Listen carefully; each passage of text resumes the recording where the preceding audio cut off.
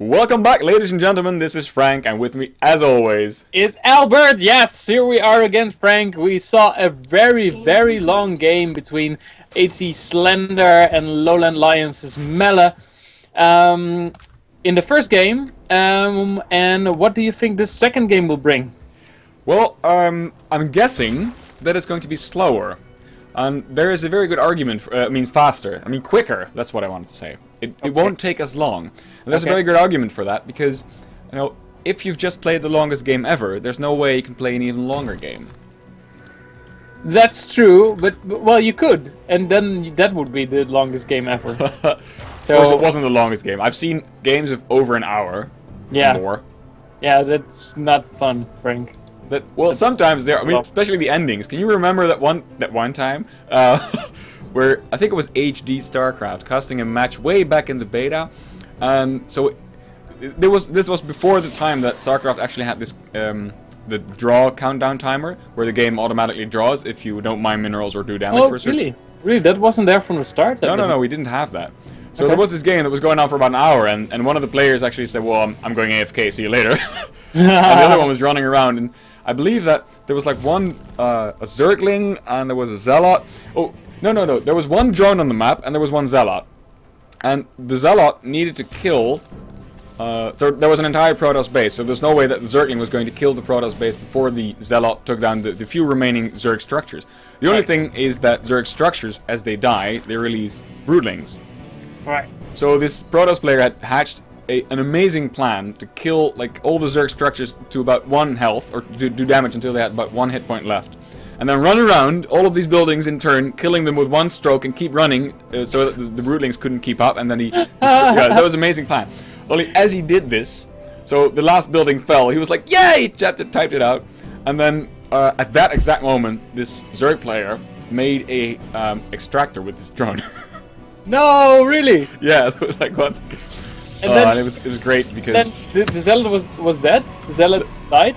Exactly, Zealot was dead. Protoss had no more units. Oh, that's so terrible. Yeah, and of course there was I think there was a Zergling left, and of course the extractor. Oh, I couldn't cancel the extractor, of course, because that would auto losing the game. Yeah.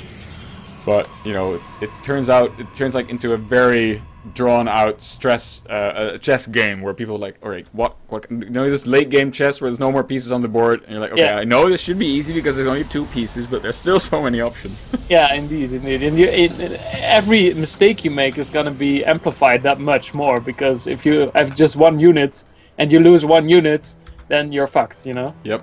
Oh, we see Slender again going for a pretty fast third.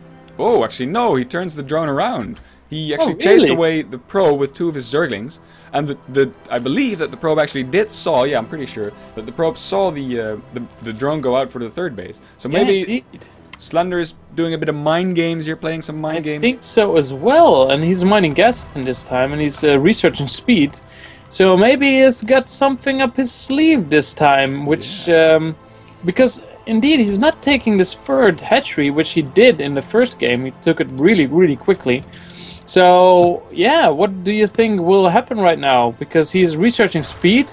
What do you think will come next? Well, he keeps mining gas. I mean, there could be a Baneling nest. As I say it, it looks like I'm like a professional caster, man. Yeah, so Baneling nest, so we most likely will see some Baneling, because this is not for defensive purposes. So what we'll see is a Baneling bust, most likely. And this is very good for Slender, if you can pick off one of these up. But look at the micro, by the way. Yeah, that's great micro. That was defeating all these Zerglings with 1 Zealot, that's great. This Zealot shouldn't come in, because I think maybe the Zealot is headed for the 3rd base. And if he spots it, Melle is gonna know that something's up. Yeah, actually, if he doesn't spot it, right, yeah. Yeah, indeed.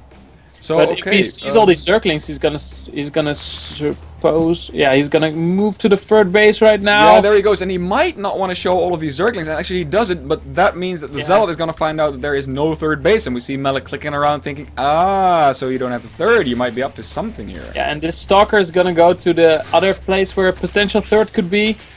There we go. The Zealot get taken down, lots of Zerglings there, and now Slender, of course, 60 more Zerglings in production, and Slender now knows that something's up. So he positions a probe. Melle actually makes a gateway, so he definitely knows that there is a bust coming. and that he needs to prepare for it. There's the first Zerglings are in production, 9 of them actually. If you look at the units tab, there's 19 Zerglings on the field, and soon to be 9 Banelings as well. Oh, and there goes another Stalker. This is bad news for Melle. Really fun. Think Melle might want to make some extra cannons, because now he's too late. The Cyber Core is surely... Oh, wow. Oh, these Banelings are just... Oh, this is a great double wall. It's gonna break right through. All the Banelings. It took all the Banelings, but of course there are a lot of Zerglings inside now. And they can do... Well, they don't have the best surface area on these cannons, on this one cannon. The one cannon just keeps firing. There's 9 seconds until Photon Overcharge is ready. Wow, but look at this! I think he's gonna hold this off, actually. Easily. I mean, these Zerglings should have definitely gone into the mineral line and killed some probes, because they've just been hacking away at the pylon while getting shot at by the cannon, not doing any damage. And the wall is complete. Oh, the wall isn't complete! No, it's not. There's a little gap in there. Oh, great force field by... That's a great defense. And now, of course, Photon Overcharge is ready, but it's not even that the probes can actually do the work. Some go down. If you look at the unit's kill tab, 5 pro... Oh, but there's more Zerglings streaming in. Okay, so Slender's definitely serious about this attack. He keeps pushing. And the probes are confused. Should we mine? Should we fight?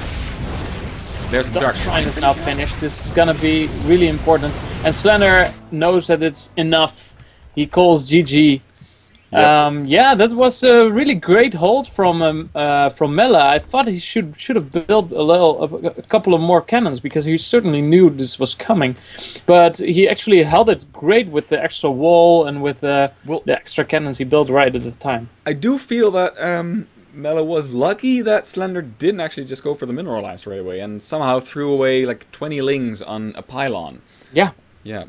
So, I think maybe he thought he could have it. He had it, you know. He could kill the photon cannons in time, and then he'd have a full reign of the base. But he thought wrong. That's it. It's 2-0 for Melle. That means that Melle continues to the round of 8 of the winner bracket of his particular bracket, and Slender drops down to the loser bracket. This means, as it is the first game of the bracket that they actually play, this means that Slender will have a very long journey through the loser bracket. So good luck to him with that. And Albert and I are signing out for now. Signing off, that's what I should say. Signing off until the next time.